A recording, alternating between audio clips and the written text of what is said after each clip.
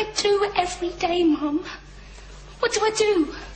Get up, catch the bus, go to work, come back home, eat chips and go to bed. Is that it? It's what the rest of us do. But I can't. Why? Because you're better than us? No, I didn't mean that.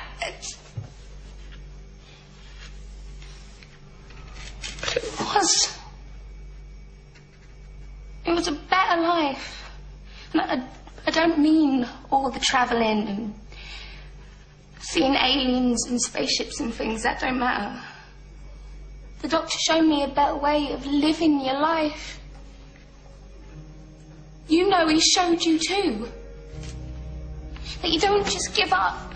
You don't just let things happen.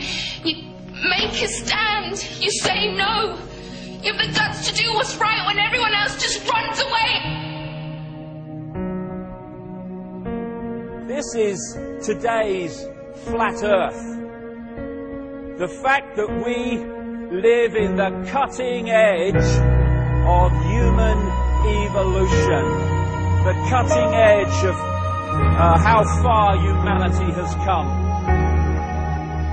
Turning a planet of enormous beauty into a shithole ain't the cutting edge of human evolution.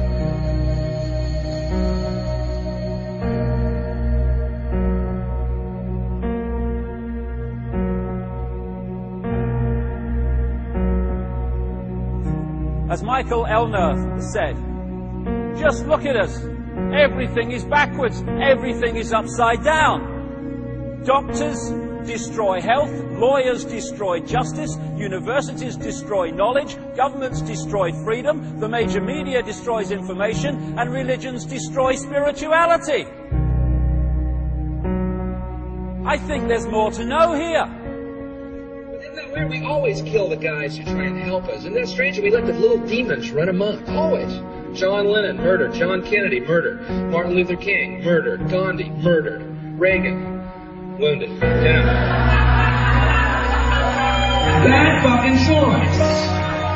You find that people that are in positions of apparent power, like prime ministers and presidents, are actually puppets of the real power, which doesn't put itself on public display. Why would it? I mean, does anyone really think that George W. Bush is running America? He probably couldn't tie his shoelaces, never mind run a country. I have this feeling, man, because you know there's a handful of people actually run everything. That's true. It's provable. It's not I'm not a conspiracy nut. It's provable.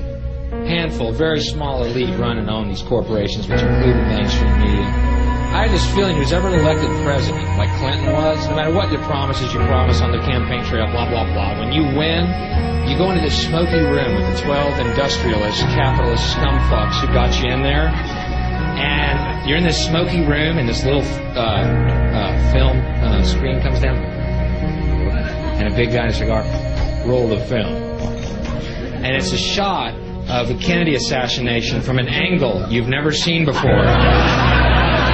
It looks suspiciously off the grassy knoll. And then the screen goes up and the lights come up and they go to the new president. Any questions? Just what my agenda is.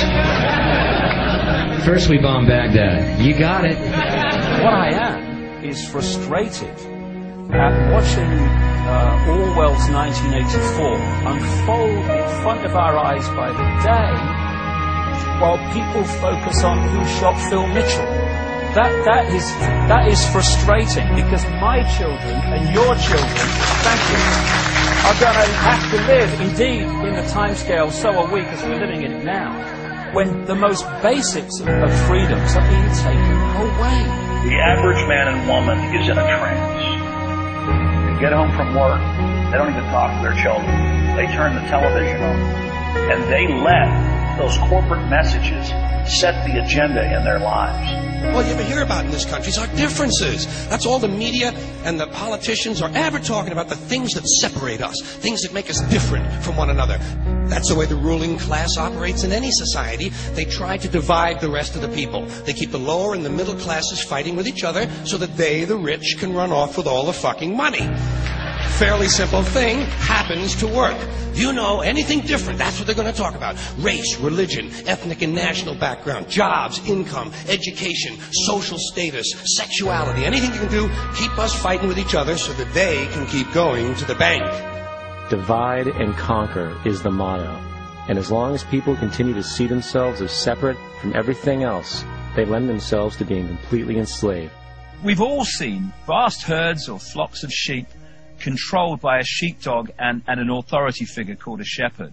You imagine if just a significant number, not even half, of those sheep said, we're not going to succumb to fear of the sheepdog, and we are going to go our own way.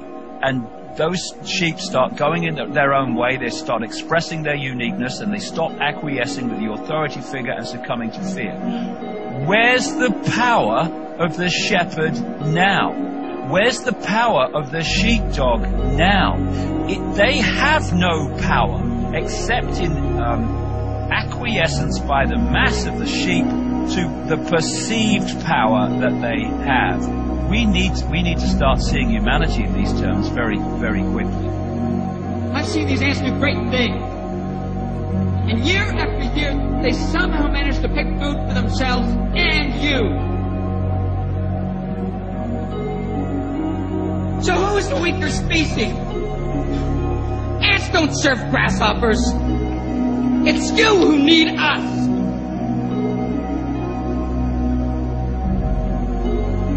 You know, when you go through all these different levels of how we are attacked mentally, emotionally and physically to suppress us and to hold us in the box, in the bubble, that tells us something about us. What people don't realize. Oh, it's negative. No, it's not negative. It's extremely positive if you want to use those terms. Because it's telling us who we really are. The level of suppression on multi-levels, in multi-ways, that they've had to go to and continue to go to hold us in servitude shows the potential of genius and magnificence that we really are. And that's our natural state.